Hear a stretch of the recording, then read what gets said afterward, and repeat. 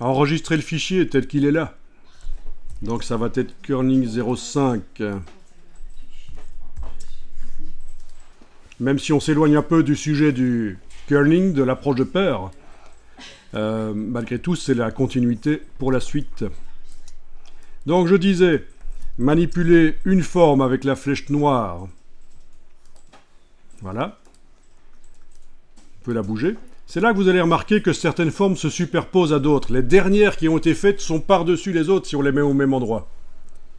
Bien sûr, on peut gérer l'empilement après.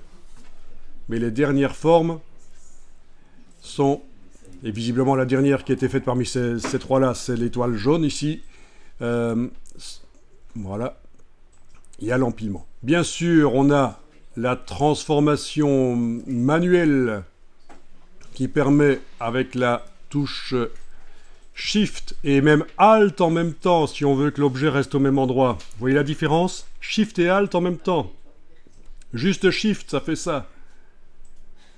Shift et Alt, ça fait ça. Voilà. Après, je peux le bouger. Il n'y a pas de problème.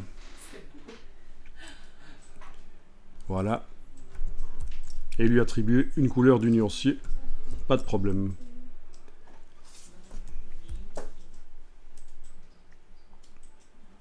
Si on veut bouger plusieurs formes d'un coup, après avoir cliqué sur la première, il faut enfoncer la touche Shift, mais avec l'outil flèche noire, pas transformation manuelle. Il faut enfoncer avec la touche Shift et activer d'autres formes. Et voilà, une fois que c'est sélectionné, elles bougent toutes les trois. Touche Shift permet d'enlever une des formes de la sélection. Et alors là, il n'y a plus que les deux autres qui bougent.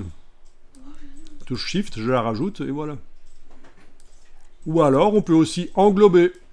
Si on englobe avec la flèche noire, on sélectionne et on bouge.